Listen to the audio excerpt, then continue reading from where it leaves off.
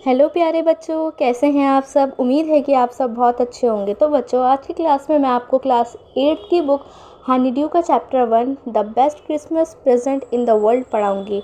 बच्चों, ये चैप्टर मैंने 3 वीडियोस में डिवाइड करा है। तो आज की वीडियो में हम फर्स्ट पार्ट कवर करेंगे। तो स्टार्ट करते हैं। I spotted it in a junk shop in Bridport a roll top desk. Spotted it का मतलब देखा, जंक शॉप कबाड़ की दुकान, और ब्रेड पॉट जो है वो यहाँ पर कोई जगह है। अ रोल टॉप डेस्क, अब रोल टॉप डेस्क क्या होता है? एक गोलाकार सिरे वाली मेज़। अब वो कैसे दिखती है बच्चों, दिखाती हूँ मैं आपको। ये रही रोल टॉप डेस्क, गोलाकार सिरे वाली मेज़। ठीक है बच्चों। तो बच्चों, इस पूरी लाइन का क्या मतलब हो गया? मैंने ब्रेड पॉट में एक कबाड़ की दुकान में एक गोलाकार सिरे वाली मेज़ को देखा। नेक्स्ट लाइन पढ़ते हैं। The man said it was early 19th century and okay.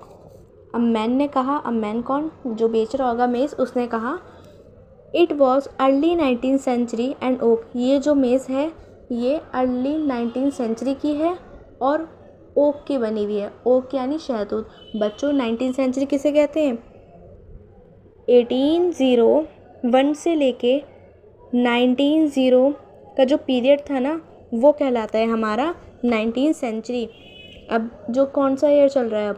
2025। इससे पहले कितने सारे ईयर्स आए होंगे, तो उनमें से जो पीरियड 1801 से स्टार्ट होता है और 1900 यानी 1900 पर एंड होता है, तो वो जो पूरा पीरियड है इसको हम कह रहे हैं 19th सेंचुरी।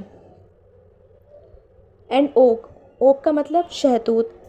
तो शहतूत क्या है? शहतूत एक पेड़ है, तो उस पेड़ की बनी हुई ये मेज़ थी। ये रहा बच्चों शहतूत का पेड़, जिसको हम ओक ट्री बोलते हैं। नेक्स्ट लाइन पढ़ते हैं। I had wanted one but they were far too expensive. इसका क्या मतलब है बच्चों? ये जो चैप्टर है ना, ये जिसने लिखा है उसका नाम लास्ट में दे रखा होता है, ठीक है? वो आपको लर्न नहीं करना होता, बस ये है कि आप एक बार पढ़ लें उसको। तो जिसने ये चैप्टर लिखा है, तो ये सब उसकी बातें कि वो ब्रेड पॉट में कबाड़ की दुकान में गया और उसने एक रोल टॉप डेस्क देखा। सही है। तो वो अब जो वो पर्सन है वो ये कह रहा है कि मुझे एक मेज़ चाहिए थी। I had wanted one but they were far too expensive. लेकिन वो बहुत महंगी थी। एक्सपेंसिव का मतलब होता है महंगी। This was in a bad condition, the role top in several pieces. ये बुरी हालत में थी और इसका जो गोलाकार हिस्सा था वो कई टुकड़ों में था। नेक्स्ट लाइन है। 1 leg clumsily mended, scorch marks all down one side. इसका जो एक लेग था, अब किसकी बात हो रही है? मेज़ का जो एक पैर था वो क्लम्सिली मेंडेड। बच्चों, क्लम्सिली मेंडेड का मतलब है बेढंगे तरीके से मरम्मत हुई थी।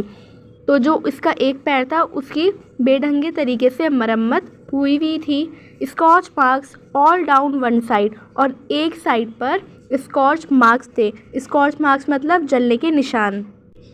It was going very little money, I thought I could restore it. ये बहुत कम पैसों में बिक रही थी। It was going very little money, very little money का मतलब कम पैसों में। आई थॉट, मैंने सोचा, आई कुड रिस्टोर इट, मैं इसकी मरम्मत कर सकता हूँ। It would be a risk, a challenge, but I had to have it. ये एक रिस्क है। रिस्क का मतलब है बच्चों खतरा। अ चैलेंज, और एक चुनौती भी है। But I had to have it, लेकिन मुझे ये करना ही होगा। I paid the man and brought it back to my workroom at the back of the garage. इसका क्या मतलब है कि मैंने मैन को पैसे दिए, पेड यानी पैसे देना, एंड ब्रॉट इट और ख़रीद ली, back to my workroom and back of the garage. Garage की बैक में जो मेरा वर्क रूम था वहाँ पर मैंने इसको रख दिया। I began work on it on Christmas evening. I began work, मैंने अपना काम शुरू करा, ऑन इट, इस पर, ऑन क्रिसमस इवनिंग, क्रिसमस की इवनिंग में। तो इस पूरे पैराग्राफ का क्या मतलब हुआ? जिन्होंने ये चैप्टर लिखा है वो कहते हैं कि मैंने ब्रेड पॉट में एक कबाड़ की दुकान में एक गोलाकार सिरे वाली मेज़ को देखा। अब जो पर्सन मेज़ बेच रहा था वो बताते हैं कि ये मेज़ 19th सेंचुरी की है और शहतूत की बनी हुई है। अब हमारे लेखक कहते हैं कि मुझे एक मेज़ की ज़रूरत थी, लेकिन वो बहुत महंगी थी, और ये जो गोलाकार सिरे वाली मेज़ थी ये बहुत बुरी हालत में थी। इसका जो ऊपर का हिस्सा था वो कई टुकड़ों में था, और इसका एक पैर बेढंगे तरीके से मरम्मत हुई थी, और इसकी एक साइड पर जले हुए निशान थे, और ये बहुत कम पैसों में बिक रही थी। तो मैंने सोचा कि मैं इसकी मरम्मत कर लूँगा, लेकिन ये एक रिस्क भी है, यानी एक खतरा भी था और एक चुनौती भी थी, लेकिन मुझे ये करना ही होगा।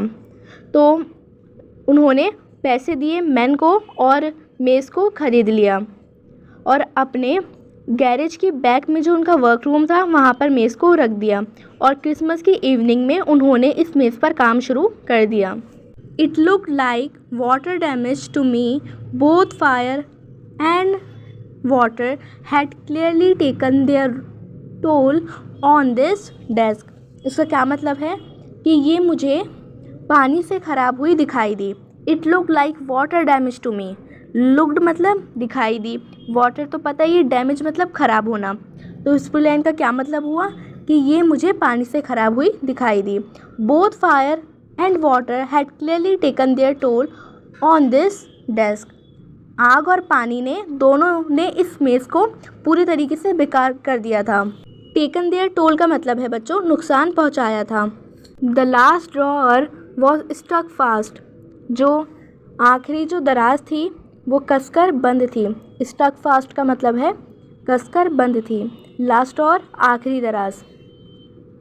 आई tried all I could to ease it out gently, in the end I used brute force. इसका क्या मतलब है? आई ट्राइड मैंने कोशिश करी, आई ट्राइड ऑल मैंने पूरी कोशिश करी, I could ease it out gently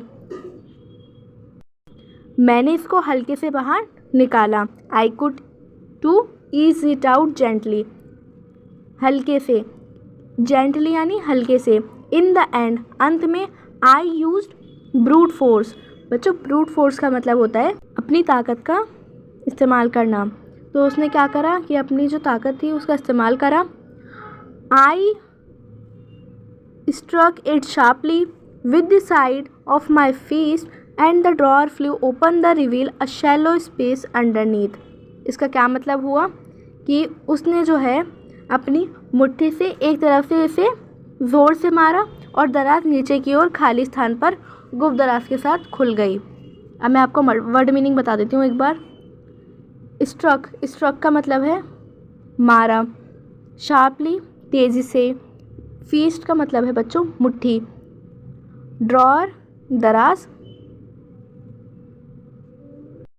underneath का मतलब है अंदर नीचे की ओर। There was something in there उसमें कुछ था। I reached in and took out a small black tin box मैं पहुंचा, आई रीच्ड मैं पहुंचा, and took out a small black tin box और मैंने एक छोटा सा काले रंग का टिन का बॉक्स निकाला।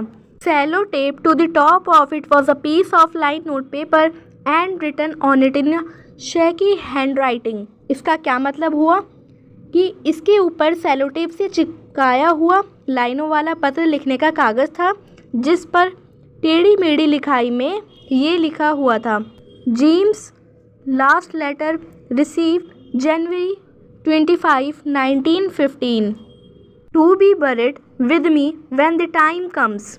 अब इसका क्या मतलब हुआ बच्चों? बरीड का मतलब होता है दफनाए गए, टाइम्स कम जब समय आएगा, व्हेन का मतलब जब। तो इस पूरी लाइन का क्या मतलब हुआ? वक्त आने पर मेरे साथ दफना दिया जाए। I knew as I did it that it was wrong of me to open the box. मैं जानता था कि ये गलत था मेरा बॉक्स को खोलना। But curiosity got the better of my scruples it usually does. Curiosity का मतलब है उत्सुकता, स्क्रपल्स का मतलब है वो भावना जो गलत कार्य करने से रोकती है। तो इस पूरी लाइन का क्या मतलब हुआ? ये परंतु का मतलब होता है बच्चों लेकिन। तो मैं यहाँ पर लेकिन वर्ड यूज़ कर रही हूँ। लेकिन मेरी जो उत्सुकता थी ना वो मेरी नैतिक भावना को गलत करने से रोक रही थी। इसके बाद क्या कहा गया है?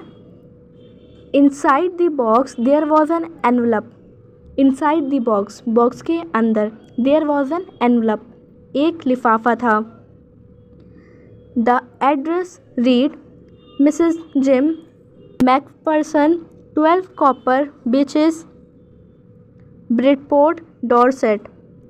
I took out the letter and unfolded it. It was written in pencil and dated at the top December 26, 1914. इसका क्या मतलब हुआ? जैसे ही मैंने देखा बॉक्स के अंदर उसमें एक लिफाफा था, उस पर एक एड्रेस लिखा हुआ था, Mrs Jim McPherson 12 copper beaches Bridport और Dorset. I took out the letter, मैंने लेटर निकाला, एंड अनफोल्डेड इट, और उसको खोला। It was written in pencil, ये पेंसिल में लिखा था, and dated at the top, और डेट ऊपर डली हुई थी, December 26, 1914। बच्चों, मैं एक बार आपको इस पैराग्राफ की समरी बता देती हूँ हिंदी में।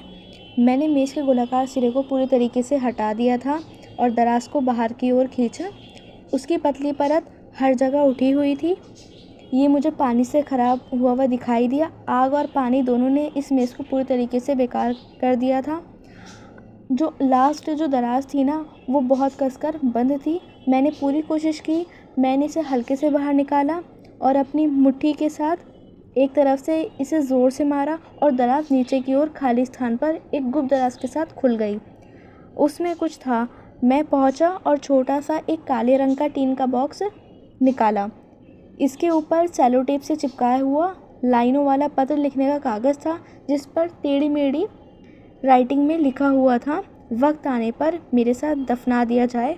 और बच्चों क्या लिखा हुआ था? जिम्स लास्ट लेटर रिसीव जनवरी 25, 1915। ठीक है।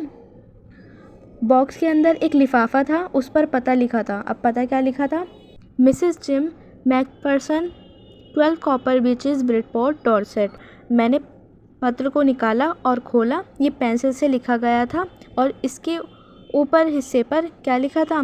December 26, 1914। आई होप बच्चों आपको ये दोनों पैराग्राफ अच्छे से समझ आए होंगे। ठीक है। तो इसके बीच में ना, चैप्टर के बीच में कुछ क्वेश्चन दे रखे होते हैं, तो वो भी मैं साथ के साथ करवाती जाऊँगी। क्वेश्चंस को स्टार्ट करने से पहले बच्चों मैं आपसे ये कहूँगी कि मेरी वीडियो को लाइक करना मत भूलिएगा और चैनल को सब्सक्राइब ज़रूर कर देगा, और मेरे चैप्टर्स की वीडियो अपने दोस्तों में ज़रूर शेयर कर देगा, ताकि वो भी अच्छे से इन चैप्टर्स को पढ़ सकें और पोएम्स को कवर कर सकें। तो हम स्टार्ट करते हैं अपने क्वेश्चंस। फर्स्ट क्वेश्चन है, what did the author find in a junk shop? लेखक को कबाड़ की दुकान में क्या मिला? तो इसके आंसर में हम क्या लिखेंगे? बच्चों, आंसर लिखने से पहले आप अपने माइंड में सोच लिया करिए कि आपको लिखना क्या है। तो इसमें हमें आंसर में लिखना क्या है कि लेखक ने क्या देखा था? लेखक ने एक गोलाकार सिरे वाली मेज़ देखी थी। तो हम इसको कैसे लिखेंगे? The author found in a junk shop an old rolled top desk. बच्चों, क्या मिला था ऑथर को? एक गोलाकार सिरे वाली मेज़। तो आंसर को हमने इस तरीके से लिख दिया। सेकंड क्वेश्चन पढ़ते हैं। सेकंड क्वेश्चन है, what did he find in a secret drawer? Who do you think had put it in their? अब इसका क्या मतलब है? उसे गुप्त दराज में क्या मिला? आपके विचार से उसे किसने दराज में रखा था? बच्चों, अभी हमने आगे चैप्टर नहीं पढ़ा ना, तो हम ये नहीं बता सकते कि हमें मतलब किसने दराज में ये एनवलप रखा था। ठीक है। तो इसके आंसर में पहले तो हम ये सोचते हैं हम लिखेंगे क्या। उस दराज में हमें क्या मिला था? उस दराज में हमें एक एनवलप मिला था। ठीक है। और एनवलप स्मॉल टिन बॉक्स में रखा हुआ था, और ये किसने रखा था ये हमें पता लग जाएगा जब हम आगे चैप्टर पढ़ेंगे। ठीक है। बाकी से आंसर में हम क्या लिखेंगे वो मैं बताती हूँ आपको। He found an envelope in the drawer. उसे ड्रॉअर में एक एनवलप मिला। The envelope was put it in a small tin box in which a letter written to Jim. जो एनवलप था वो एक स्मॉल टिन बॉक्स में था। ठीक है। और लेटर जो लिखा गया था वो जिम को लिखा था। अब आगे जब हम चैप्टर पढ़ेंगे तो यही क्वेश्चन मैं आपको दोबारा करवाऊंगी पूरा कम्प्लीटली। ठीक है। जब आपको और अच्छे से इसका सेकंड क्वेश्चन जो पूछा गया है इसी में वो समझ आ जाएगा। इसी के साथ हमने क्वेश्चंस भी कवर कर लिए। हमने दोनों पैराग्राफ भी आज की वीडियो में पढ़ लिया।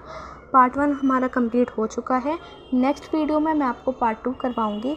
जब तक के लिए टेक केयर, बाय।